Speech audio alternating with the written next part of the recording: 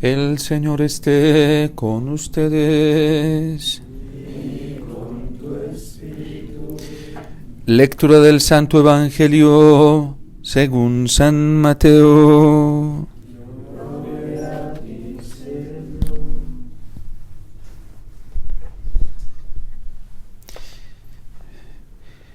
En aquel tiempo Jesús dijo a sus apóstoles: Yo los envío como ovejas entre lobos. Sean pues precavidos como las serpientes y sencillos como las palomas. Cuídense de la gente, porque los llevarán a los tribunales, los azotarán en las sinagogas, los llevarán ante gobernadores y reyes por mi causa. Así darán testimonio de mí ante ellos y ante los paganos. Pero cuando los entreguen, no se preocupen por lo que van a decir o por la forma de decirlo, porque en ese momento se les inspirará lo que han de decir. Pues no serán ustedes los que hablen, sino el Espíritu de su Padre el que hablará por ustedes. El hermano entregará a su hermano a la muerte, y el padre a su hijo. Los hijos se levantarán contra sus padres y los matarán. Todos los odiarán a ustedes por mi causa, pero el que persevere hasta el fin se salvará. Cuando los persigan en una ciudad, huyan a otra. Yo les aseguro que no alcanzarán a recorrer todas las ciudades de Israel antes de que venga el Hijo del Hombre.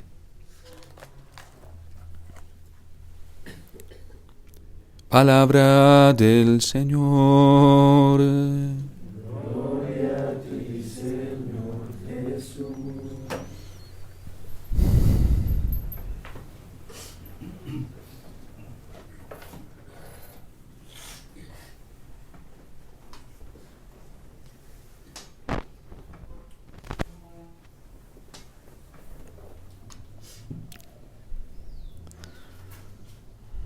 Egipto siempre va a ser una realidad que se presenta como algo hostil al pueblo hebreo, a Israel. Y sorprende que hoy el Señor, dentro de todos los planes que tiene, le pide a Jacob que no tema bajar a Egipto. Porque incluso hasta de aquello que es hostil, de aquello que se presenta como enemigo de la fe, de aquello que se presenta como una amenaza de la fe, Dios tiene, por eso es omnipotente, y decimos en el credo que es todopoderoso. Dios tiene la capacidad incluso hasta de valerse de eso para llevar a cabo el propósito con el justo, con quien le es fiel y con quien camina lealmente ante su presencia. Es lo que está describiendo bellamente el Salmo 36. Empieza el salmista diciendo en estos versículos, en el versículo primero, que no nos debemos exasperar por los que obran el mal, ni por los que acuden al engaño, a la mentira, o por los que se fían de fuerzas o sus propias capacidades, que es prácticamente una descripción de lo que está haciendo Egipto. Egipto siempre se ufana de su grandeza, de su poder, de su, entre comillas, omnipotencia, porque no es omnipotencia, solo es un poder humano que al fin de cuentas va a quedar frustrado. Pero siempre termina triunfando el Señor y siempre termina salvándose el justo cuando pone la esperanza en Dios y practica el bien. Por eso a nosotros nunca nos debe pesar practicar el bien. Nunca nos debe pesar responder ante el mal con el bien, no siendo, como dice un dicho popular por ahí, que Dios no nos pide a nosotros, Dios nos pide ser mansos, pero no mensos. Y es verdad, porque la mansedumbre que nos pide, con la que nos pide el Señor responder, no es una anulación de la capacidad racional o una anulación de la justicia, sino que es dejar que sea Dios quien distribuya esta justicia y sea Dios quien defienda, como dice hoy en el Evangelio. Es poner toda nuestra confianza en el Señor. Es esperarlo todo de Él. Es saber que Él es un juez justo que imparte verdaderamente la auténtica justicia. Y por eso a nosotros no nos debe ni intimidar, ni nos debe sofocar, ni nos debe perturbar, ni nos debe dañar el corazón, mientras estemos practicando el bien, mientras nos estemos esforzando por ser fieles al Señor, mientras nos estemos esforzando por dejarnos orientar por lo que la Iglesia nos ha enseñado en su sagrada tradición y en su magisterio auténtico. Mientras nos esforcemos por mantenernos fiel a ello, a nosotros no nos debe preocupar absolutamente nada. Por eso lo advierte hoy en el Evangelio el Señor: mirad que yo los envío en medio como ovejas en medio de lobos. Sería ingenuo de nuestra parte como cristianos pretender una vida cristiana lejos de los lobos, pretender una vida cristiana lejos de Egipto, pretender una vida cristiana lejos de la cizaña, pretender una vida cristiana lejos de la traición, pretender una vida cristiana lejos de la lealtad. Eso es lo más ingenuo que le puede pasar a un cristiano. Incluso puede ser mucho más dañino a quien busca aislarse de estas cosas mientras está tratando de ejecutar el plan del Señor, porque nos lo explica también la palabra de Dios, y así lo sostiene la Iglesia, que en la viña del Señor hay también un cultivo bueno, pero también hay un cultivo malo, que la viña del Señor, que es la Iglesia, siendo un campo, tal y como nos lo describe el magisterio de la Iglesia, siendo una vid, allí también crece el trigo, pero crece también la cizaña. Que a la semilla también le toca brotar en medio de abrojos. Y por eso nosotros no nos debemos alarmar por todo lo que pueda estar sucediendo dentro de la Iglesia. Ahorita la alarma de muchos católicos está encendida por el sínodo de la sinodalidad. Y algunos van cayendo en la trampa, porque es una trampa, de dejar de poner la mirada en la promesa del Señor por detenerse en el problema. ¿Qué problema? Que en realidad, si hay algunos teólogos y hay algunas incidencias dentro de la Iglesia y de la misma jerarquía a pretender cambiar principios, pero al fin de cuentas, el sínodo no es más que un mecanismo, un medio que la Iglesia ha utilizado para buscar la voluntad del Señor. Y cuando algo es un medio, uno no se debe asustar porque sea un medio, no es algo absoluto. Hay que dejar que las cosas sigan su ritmo. Cuando vino el Concilio Vaticano II, los aires y las perturbaciones en algunos corazones se encendieron hasta el punto de que hubo algunos que se apartaron de la Iglesia, porque satanizaron el Concilio Vaticano II. Pero no crean que fue en el desarrollo del concilio, se previnieron antes del concilio. Y Dios nos está advirtiendo que nuestra vida cristiana pues se va a desarrollar en medio de lobos, que Él nos envía como ovejas en medio de lobos. Dios no nos está pintando un camino con pétalos de rosa, nos está hablando de una realidad, pero le dice a Jacob: no temas, que así como yo te hice bajar a Egipto, también te voy a hacer subir a la tierra prometida. ¿Por qué tener miedo? Yo me pregunto, ¿por qué los que se están dejando perturbar, ¿En quién están confiando? ¿Es que tienen la conciencia de que la Iglesia es una institución humana o divina? Y a algunos el demonio los está logrando engañar. La solución es sencilla, muy sencilla. Es la promesa del Señor. Cuando estén ante los tribunales, cuando estén ante situaciones difíciles, no teman por lo que van a decir y cómo lo van a decir, porque será el Espíritu Santo quien llegue y venga a su favor. Los católicos no deberíamos dejarnos perturbar ni engañar por una cantidad de voces que en realidad lo que hacen es sembrar sospecha en el corazón. Y se presentan como hierbas amargas que van perturbando la esperanza y la confianza en el Señor. ¿Por qué este tipo de personas no se dedican a predicar más la promesa del Señor? ¿Por qué no se dedican a anunciar más la palabra del Señor?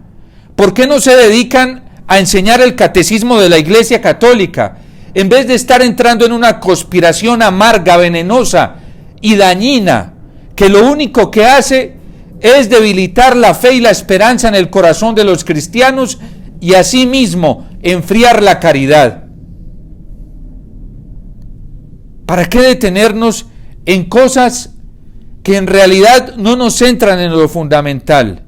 Ahora, no podemos ser ingenuos, porque viene el otro extremo de creer que no está pasando nada. Y sí está pasando algo en la iglesia. Es que el Señor lo dice hoy: mirad que los envío como ovejas en medio de lobos. También hay lobos dentro de la iglesia. También hay mercenarios, nos lo advierte la palabra del Señor. Que incluso estos mercenarios están vestidos de pastores. Pero eso no nos debe angustiar a nosotros. Para nada nos debe angustiar. No ser ingenuos, porque hay algunos. Son dos extremos que se ven en la iglesia. Hay gente que dice no está pasando nada, todo está muy bien. Miren, Monseñor Alfonso Uribe Jaramillo, que fue padre conciliar, decía que a él le tocó ir al concilio, ¿sí? Bueno, le tocó no, fue al concilio. Y él decía que al concilio llegaron los padres sinodales a discutir temas. Y es verdad, el concilio se desarrolla, así son los sínodos también, se desarrollan, son discusiones de temas. El hecho que estén proponiendo mucha cantidad de cosas que no hacen parte o no van con la tradición de la iglesia, pues eso no debe perturbar para nada, ¿sí? Para nada. Porque allá van, los quienes van a participar del sínodo van a discutir. Y entonces dice Monseñor Alfonso Uribe, allá llegamos los padres sinodales a discutir temas que se proponen en un instrumento en laboris. Un instrumento en laboris significa un instrumento de trabajo, de labor, ¿sí? No significa que ahí está lo que se va a aprobar. Eso se discute, ¿sí? Y eso se debate, incluso se dan debates candentes. Cuando el Papa San Juan XXIII convocó el concilio, lo primero que hizo fue comenzar a llamar a los más detractores de la iglesia. Los convocó para que llegaran al concilio a discutir. Y dentro del concilio hubo gente buena y gente cizañera y gente que quería darle una orientación perversa y progresista a la iglesia. Es verdad que eso hubo en el concilio. Pero el concilio no se puede satanizar. Y si no, nos tocaría satanizar todos los concilios, empezando por el primer concilio de Jerusalén, en el que también participó, como lo evidencian los Hechos de los Apóstoles, gente cizañera dentro de la iglesia. Porque habían unos que estaban sembrando cizaña y conspiración contra la evangelización de Pablo. Unos judeocristianos ahí estaban metidos dentro del concilio de Jerusalén. Y los apóstoles no le tuvieron miedo a esto. Miren cómo se deja engañar la gente de fácil hoy, por andar siguiendo gente. ¿Por qué es por eso? El peligro más grave hoy en la iglesia, el más grave, es que la ignorancia que reina entre los católicos es feroz. Y cuando hay hay ignorancia y hay soberbia, porque también eso abunda, la gente se vuelve ciega. Y los que dicen ser guías se convierten en guías ciegos que llevan a la gente a la perdición. Y hoy hay muchos de esos en la iglesia. Son los sabelotodo. Usted se da cuenta porque esos son los que se lo saben todo. Saben más que el Espíritu Santo. saben más que la iglesia misma. Y usted no los ve citar el catecismo, o no es el punto de partida para ellos. No es la tradición de la iglesia y no es la palabra de Dios, pero saben materia de todo. Sí, son teólogos que saben de todo. Alguien antes de elecciones, para hacerme cambiar, no de opinión, sí, porque no es una opinión, sino de un principio que tiene la iglesia frente al proceder moral, antes de elecciones en Colombia, me dice: padre, escuche este teólogo. Claro que no habla de magisterio ni de palabra de Dios, pero es un teólogo supuestamente distinguido. Y yo dije: perdón, pero yo no puedo. Yo tengo un voto de pobreza y en mis constituciones dice que debemos aprovechar bien nuestro tiempo, ¿sí? Yo no puedo desperdiciar mi tiempo, porque no es mío. Me lo confío el Dios y tengo que hacer una buena administración de él. Prefiero irme para el Santísimo. De hecho, me fui para el Santísimo en esos momentos. Y tengo a la iglesia. Entonces, satanizar, una de las cosas que hizo el demonio fue comenzar a satanizar el Concilio Vaticano II. ¿Por qué? Porque dejó a la gente sin provisión para defenderse y para orientar correctamente su corazón en la verdad que la iglesia ha recibido. Y entonces vino el Concilio Vaticano II, Juan 23 convocó de todo.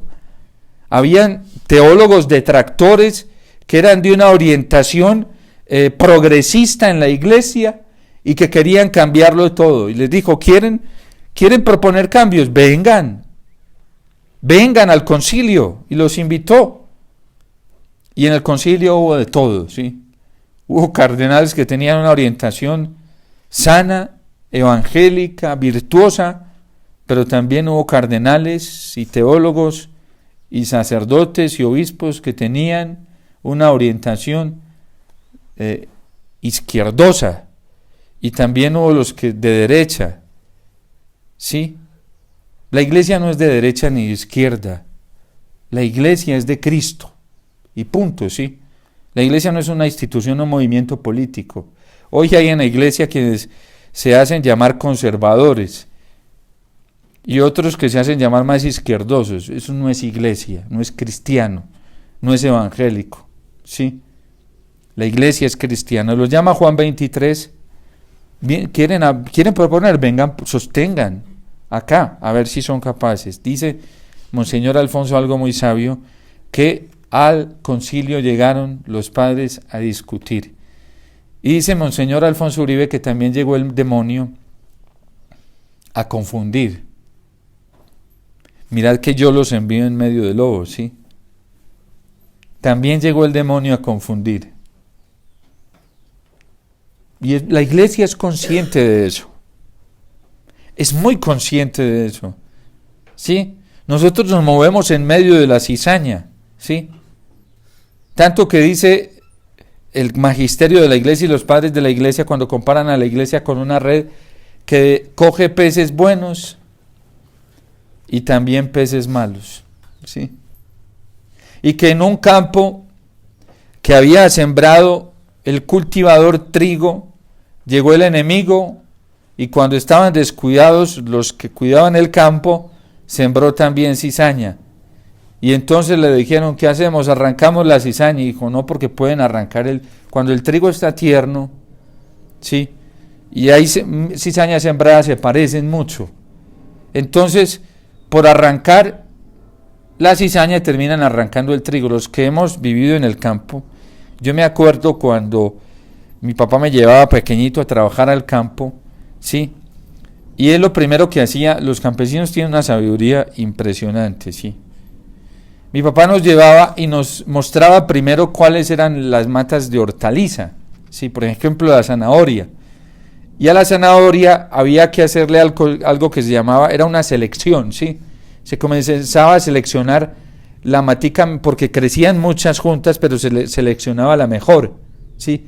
Entonces mi papá nos enseñaba eso y nos mostraba una hierba que se parecía a la zanahoria, ¿sí? Entonces, cuando estaba muy pequeña nunca le hacían ese trabajo porque se parecían. Entonces decían los campesinos: hay que dejar que crezca un poquito más, que no se vaya a pasar, pero que crezca, Porque cuando crece es cuando se ve claramente cuál es el trigo y cuál es la cizaña. ¿Qué está pasando hoy en la iglesia? Que Dios sabiamente está dejando que crezcan, sí, y a nosotros no nos puede dar miedo eso. ¿Por qué? Porque ya la cizaña está comenzando a aparecer como cizaña, y eso es muy bueno. Eso es muy bueno en la vida cristiana, porque uno no se confunde. Ya uno sabe quién es quién y quién es quién, ¿sí? Por eso la iglesia no le tiene miedo a estos procesos. Nunca le ha tenido miedo, porque en estos procesos es donde se ve claramente dónde está el trigo y dónde está la cizaña. Pero si no se dieran estos procesos, si Israel no hubiera bajado a Egipto, pues tampoco se da cuenta, ¿sí?, dónde están los que verdaderamente son hombres y mujeres de fe y dónde están los que no lo son. Egipto fue un medio de purificación, porque así como hubo unos que salieron con Moisés, hubo otros que se resistieron. Claramente la palabra de Dios nos da testimonio que hubo hebreos que se resistieron, se opusieron al método de liberación que el Señor le había inspirado a Moisés. Aunque habían clamado al cielo, se opusieron a ese método de liberación. Entonces, todo esto es bueno.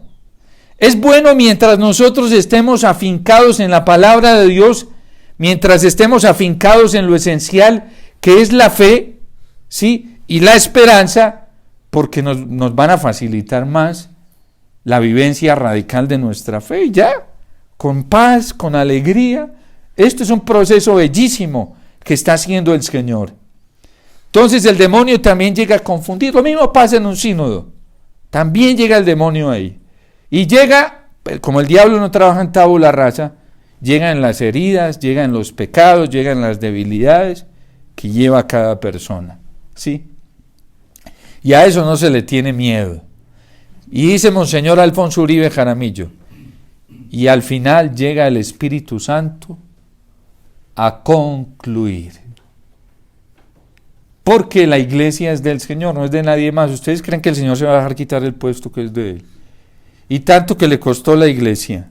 Al padre de la iglesia le costó la vida y la sangre de su propio hijo. Y Él es omnipotente. Él es omnipotente. Entonces, por eso el Señor hoy nos advierte que no hay que tener miedo, que no hay que ser tontos. Hay que ser mansos como palomas, y la mansedumbre es una virtud que no enceguece. La mansedumbre es una virtud que no anula la capacidad racional, al contrario, la eleva. La mansedumbre es una virtud que capacita para ver más claro. La mansedumbre es una virtud que, ¿qué hace? Modera las pasiones desordenadas y sobre todo la de la ira. La gente acelerada se pone a sacar juicios hoy, no es mansa, ¿sí? Y desde ya, sin que el sínodo haya ocurrido, porque todavía no ha ocurrido, ¿sí? Todavía no ha pasado, apenas elaboraron el instrumento en labores, es una guía, una orientación de trabajo. Las comunidades religiosas, por ejemplo, que hacemos capítulos, a nosotros nos ponen a preparar los capítulos con un año de antelación, ¿sí? Y en ese año se van pasando temas en discusión, hasta que se elabora, al final, ya cuando se acerca el capítulo, se elabora un trabajo después de pasar filtros, un documento final, y sobre ese documento se discute en la sección capitular. Pasa lo mismo, llegamos hombres débiles, frágiles ahí, a los que les toca participar en un capítulo, a discutir. Y en esas discusiones a veces se dan tensiones, los capítulos no son humanamente hablando, pues no son tan bonitos como uno quisiera, sí. Pues son bonitos, sí, pero digamos a veces son arduos, sí, muy arduos y muy desgastantes, humanamente hablando. Pero al fin termina el Espíritu Santo concluyendo, porque Él es el que tiene la primacía. Entonces, la gente a veces, porque a uno le preguntan, padre, vea esto que está pasando, esto, sencillo, es más sencillo de lo que pensamos. Porque hay una promesa del Señor con su iglesia, con su tierra, con su campo, con esta red, con esta vid, que es la iglesia, y Él no va a faltar a esa promesa. A nosotros nos toca tener la mirada puesta en la promesa, porque al fin las conclusiones las va a sacar el Espíritu Santo. Las puertas del infierno no prevalecerán sobre ella. Y punto, y ya. Y esa es la palabra definitiva del Señor. Nosotros no tenemos por qué estarnos desgastando y dejándonos entretener con sofismas distractorios que lo único que hacen es bajarle el impulso a la caridad cristiana, bajarle el impulso a la fe, bajarle el impulso a la esperanza. Eso es ser precavido, como dice el Señor hoy. No envolverse uno en estas corrientes amargas, dañinas, contagiosas, sospechosas, que eso es lo único que hace el demonio. Le encanta sembrar sospecha. Y la gente cree que va a saber mucho poniéndose a hacer análisis de lo que no hay que hacer análisis. Pero eso es una tarea que le corresponde a la iglesia. Esperemos. Pero Dios no va a dejar prevalecer a su iglesia jamás. Cuando estén ante los tribunales y las gogas, ¿sí?, no tengan miedo ante lo que deben decir, porque el Espíritu Santo será quien hable por ustedes. ¿Quién se llena de pavor y de miedo en un tiempo como hoy? Quien todavía no ha conocido al Señor. Lamentablemente, quien todavía no ha llegado a una experiencia con el Señor.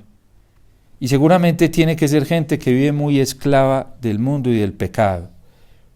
Porque nadie crece tanto el miedo como el que se deja, el que vive sometido. El que vive sometido al pecado y al mundo, ese es el fruto que tiene que estar experimentando. Porque lo único que deja el pecado son muerte, miedo, angustia. El Espíritu Santo no, la experiencia del Señor siempre da paz, da luz, llena, sí.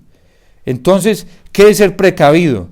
El precavido no es un ciego que no quiere ver la realidad de la vida. Esta es la realidad. Van en medio de lobos. Y es verdad, sí, que en estos encuentros, estos mecanismos que utiliza la iglesia para encontrar la luz del Espíritu Santo, hay de todo. Hay cosas buenas y cosas malas, sí. Pero no hay que tener miedo. No hay que tener miedo.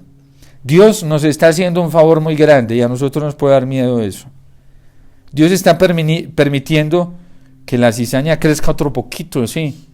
Porque es que si no crece no podemos dar cuenta cuál es la cizaña. ¿Sí? Y si uno no se da cuenta cuál es la cizaña, uno termina quedándose con la cizaña creyendo que es trigo. ¿Sí? Y termina anulando el trigo.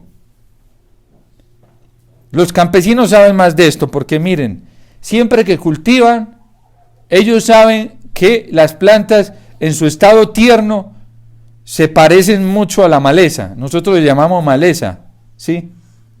Se parecen muchísimo. La sabiduría de los campesinos, y así está hablando Jesús, la sabiduría de los campesinos es muy evidente porque dejan crecer, ¿sí? Ellos no se asustan. Uy, pero mire cómo se está enyerbando ese cultivo. No importa, dejémoslos que crezcan otro poquito, ¿sí? Y ya cuando crecen, comienzan a arrancar lo que es maleza, lo que no sirve. Eso es bueno, hay que dejar los procesos naturales porque al fin de cuentas todo esto depende del Señor. ¿Qué es ser precavidos? Como nos lo advierte el Señor. Precavido como serpiente es ser conscientes, ¿sí?, de que estamos entre el bien y el mal. Eso que decía Pablo VI, que por alguna endija se ha metido el humo de Satanás a la iglesia, eso es verdad, pero es una verdad que siempre ha pasado, ¿sí? Siempre, ¿sí? Siempre.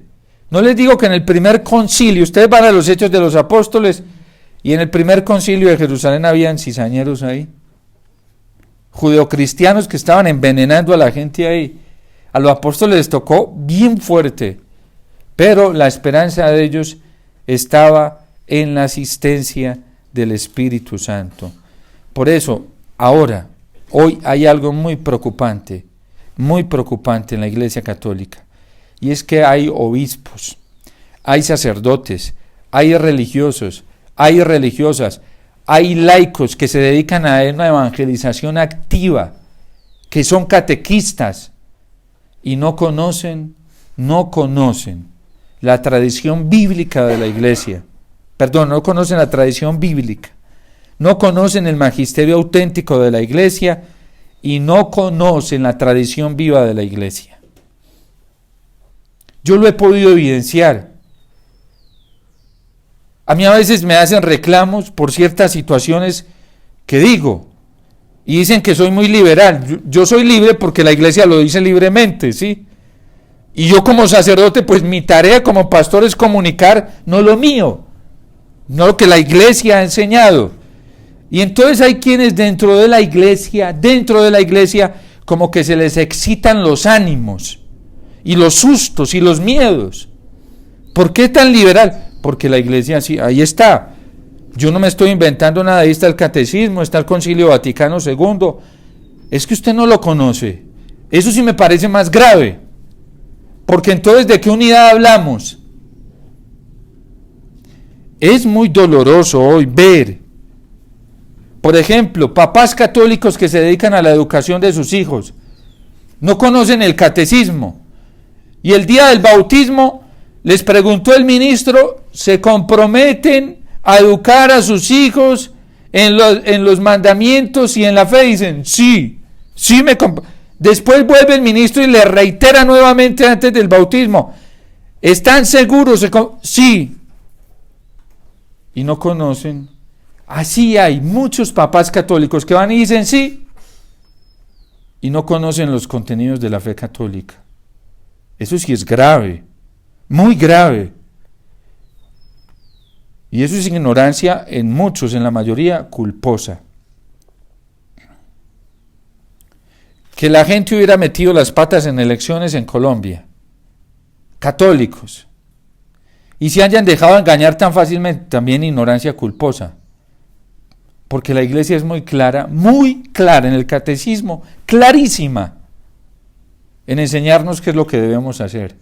Es más, la Iglesia es tan bondadosa que incluso algunas materias que eran dudosas, que no se entendían claramente en el catecismo, algunos obispos elevaron una pregunta a la Santa Sede y la Santa Sede respondió frente a la actitud, de manera más clara y precisa, a la actitud que debemos tomar los católicos en el tema político.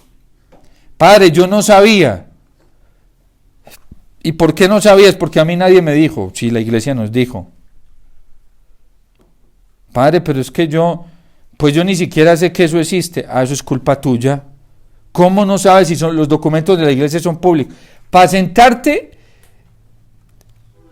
a escuchar una predicación en internet, si te sacas una hora y vas y buscas y dele con tu celular y buscas, y para ir a leer los documentos que debes leer de la Iglesia no lo haces.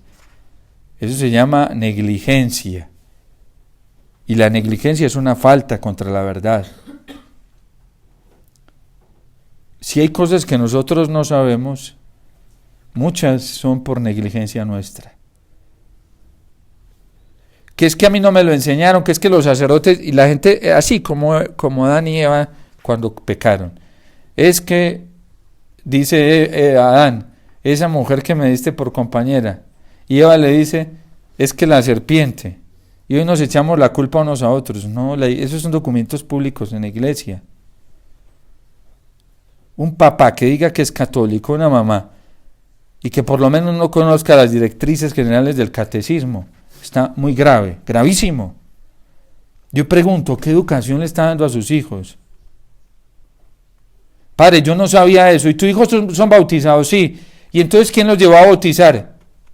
Padre, yo. Entonces, ¿qué fue lo que dijiste allá cuando los llevaste a bautizar? ¡Qué falta de seriedad! ¿Cómo así? O sea, tú vas y presentas a tus hijos ahí por presentarlos. Y vas y respondes ahí por responder. ¿O es que te tenían, así te hubieran puesto un fusil en la cabeza? pues la Iglesia nos ofrece la alternativa de la autoridad de la conciencia para morir antes que manifestar las cosas de manera obligada. Padres, que los sacerdotes no nos enseñan, no, sí han enseñado. Que la gente se haga la de la oreja mocha y le dé más importancia a otras cosas que al Señor y a lo que verdaderamente debe asumir, eso es otra cosa. Por eso hoy tenemos mucho por reparar, muchísimo. Por eso en Colombia, igual, tiene que haber sido que haya habido gente con ignorancia invencible o con un juicio erróneo sin responsabilidad, que son casos muy escasos, porque generalmente esta gente ni se acerca a una mesa de votación. Entonces, eso sí es preocupante hoy, que dentro de la iglesia haya gente que no conozca los contenidos de la Sagrada Escritura, los contenidos de la tradición, y que nunca haya cogido el catecismo, y que incluso entre nosotros, ministros, sacerdotes, diáconos, obispos, religiosos, religiosas y evangelizadores, no estemos católicos, no estemos utilizando lo que es sano y objetivo para nosotros, y es el depósito de nuestra fe, como el catecismo, utilizándolo como punto de partida para nuestra evangelización. Eso sí es muy grave, porque ahí es donde uno termina siendo de derecha o de izquierda y termina fuera de la iglesia y poniendo en riesgo hasta la salvación eterna. Pidámosle al Señor que en estos tiempos que estamos viviendo, que también son tiempos preciosos porque está la promesa del Señor para todo el que se mantiene fiel, como nos lo testimonia hoy el Salmo 36,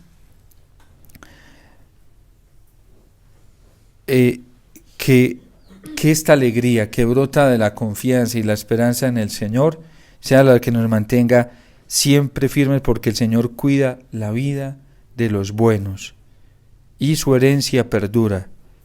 No se marchitarán en tiempo de sequía, y en tiempos de escasez tendrán hartura. Nosotros no nos podemos dejar perturbar ni excitar los ánimos, porque tenemos la promesa del Señor, y no nos dejemos envolver por cosas que lo único que hacen es perturbar inoficiosamente. En vez de ponerte a escuchar predicadores por ahí en internet, coge el catecismo, vete a orar y pídele al Espíritu Santo que te dé la luz para entenderlo, y es la mejor información que puedes tener para comprender la realidad. Sí, en vez de ponerte a escuchar a alguien por ahí, coge la palabra de Dios y dedícate a hacer la lección divina, a orar con la palabra de Dios todos los días. Ve al Santísimo y vive la Eucaristía, que eso es suficiente para uno vivir en la verdad y no dejarse engañar, porque como los lobos se disfrazan de ovejas, el Señor nos lo advirtió. Los lobos se disfrazan de ovejas, pero miren, con el catecismo esos disfraces se caen porque no lo aguantan. Yo he visto al diablo patalear, porque patalea con la verdad, no le gusta, eso le sofoca. El mayor exorcismo hoy que se puede hacer es vivir en la verdad. Yo veo al diablo rechinar, ¿sí? No le gusta para nada el catecismo y la verdad en la que la iglesia ha vivido. Por eso aprovechemos este tiempo que el Señor nos permite, que es un momento de mucha gracia, de mucha luz, y tengamos nuestro corazón puesto en las promesas del Señor. Dios te salve María, llena eres de gracia, el Señor es contigo, bendita tú eres entre todas las mujeres, y bendito es el fruto de tu vientre Jesús.